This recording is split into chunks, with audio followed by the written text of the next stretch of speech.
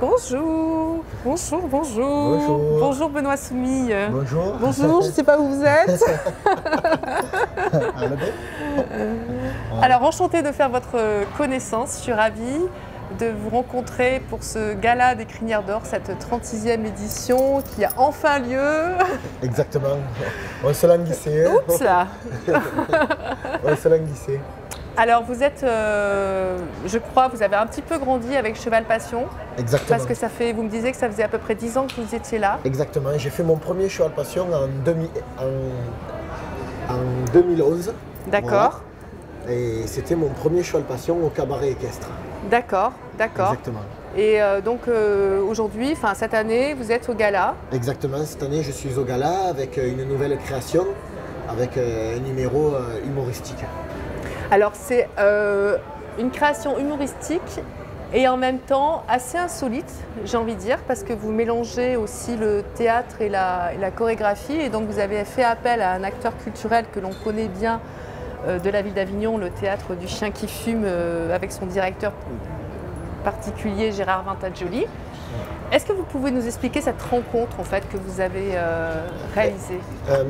Maurice était venu à notre cabaret chez nous dans l'été. Alors Maurice Gall, voilà, pour que tout le monde comprenne. Maurice Gall était venu chez nous à notre cabaret et je faisais une petite pointe humoristique dans le spectacle.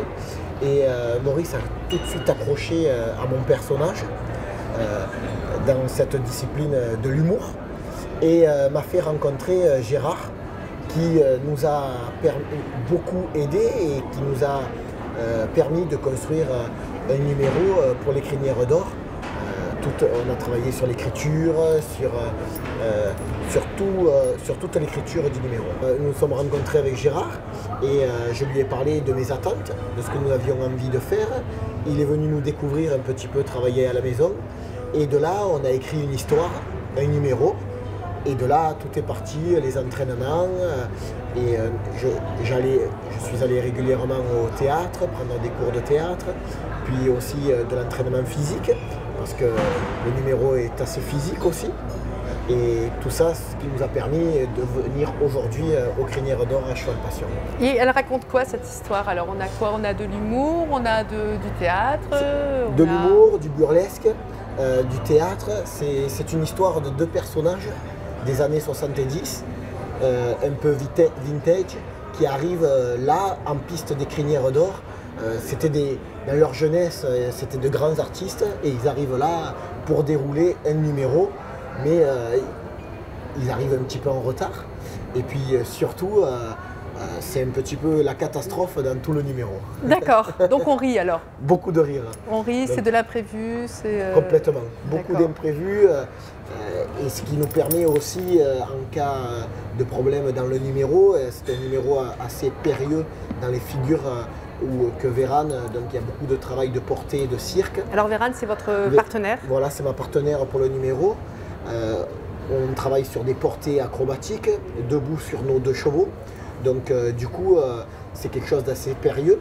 Et le côté humoristique amené dans ce numéro fait beaucoup rire.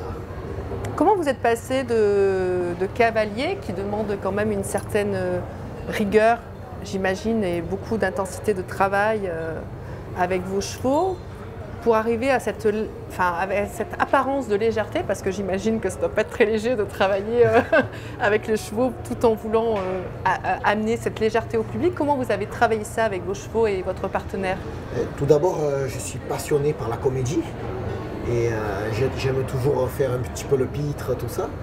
Et amener ça avec nos chevaux, ça a été vraiment quelque chose de très... un énorme jeu. Et on a adoré jouer et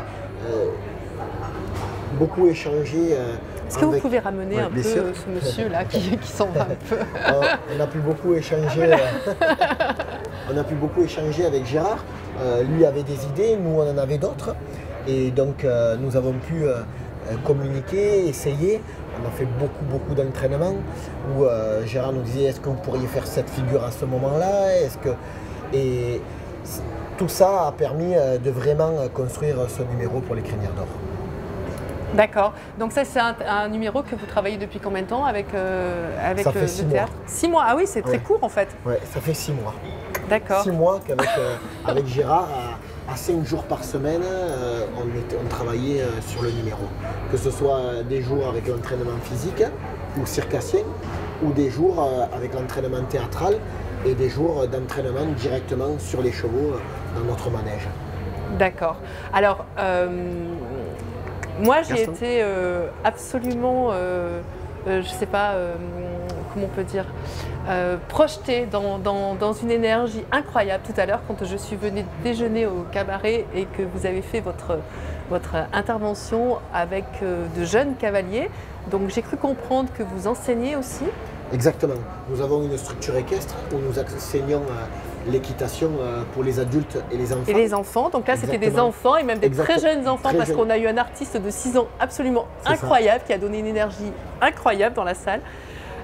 Comment vous arrivez justement à donner cette... Alors bien sûr il doit y avoir cette passion mais quand même quand on a 6 ans, le petit il était très, très mature quand même. Comment vous arrivez à donner cette envergure-là? Léo a commencé depuis qu'il a 3 ans, il monte à poney chez nous.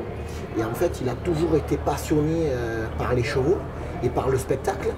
Et depuis petit, il disait toujours « je veux faire comme Benoît, je veux faire comme Benoît ». Et donc, il prend des cours de voltige depuis 2 ans avec moi. Donc au début, on commençait doucement, au pas, au trot. Et il a tout de suite eu beaucoup d'assiettes et beaucoup d'aisance. Et il s'est passionné de spectacle. Et dès qu'il est en piste, il adore faire le showman.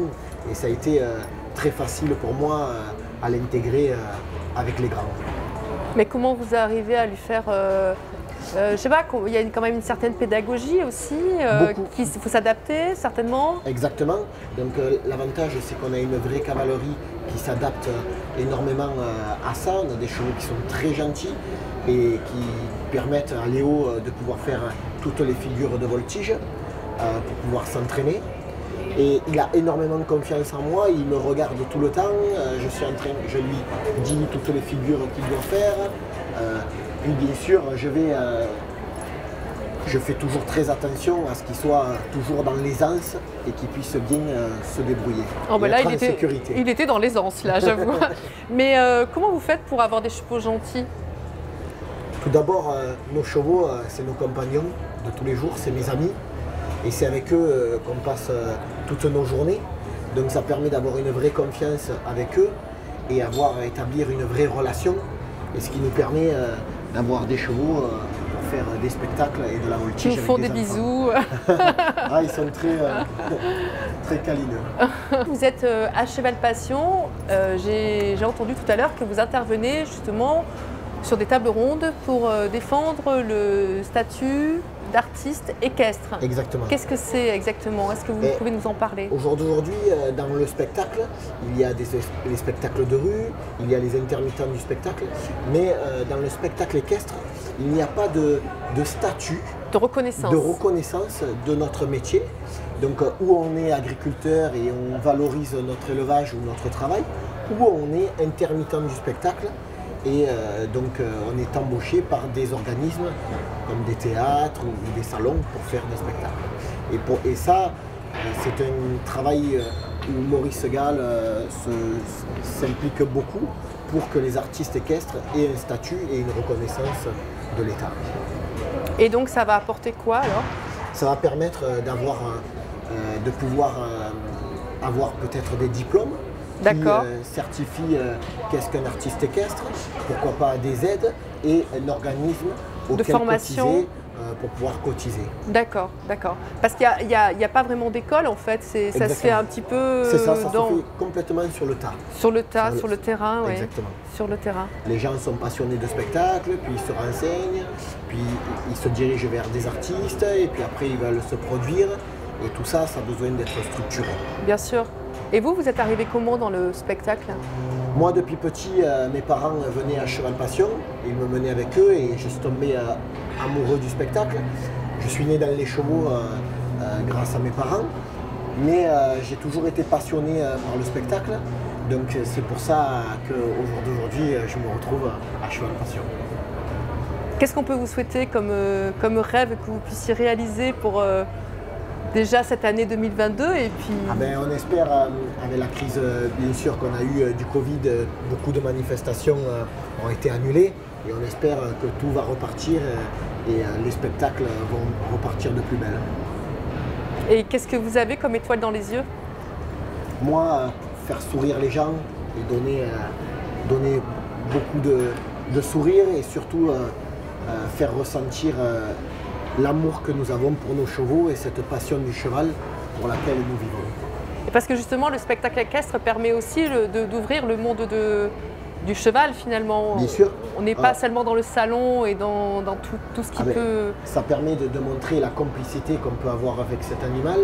Parce qu'aujourd'hui on parle beaucoup des chiens, des chats, mais les chevaux sont tellement... il y a une vraie relation qui peut s'établir entre eux et nous. Et c'est vraiment très important de parler de cette relation que l'on a avec eux. Merci beaucoup Benoît Soumille. Merci. Merci. Et oui, justement, vous êtes quand même de la région aussi, donc c'est important de... Enfin, j'imagine que ça doit être valorisant aussi de travailler, de se produire dans l'un des plus grands lieux d'art équestre à Avignon, près de chez vous. C'est aussi une reconnaissance? Complètement, parce que ça nous attire de la clientèle pour la structure, où des gens veulent venir se former avec nous pour différents cours d'équitation, que ce soit des cours d'équitation classique ou des cours de spectacle ou de voltige. Et puis être à côté de chez soi dans le plus gros salon européen. Venez par là. Être à côté de chez soi dans le plus gros salon européen en spectacle, c'est une opportunité énorme. Merci beaucoup Benoît Soumille. Merci à vous. Merci.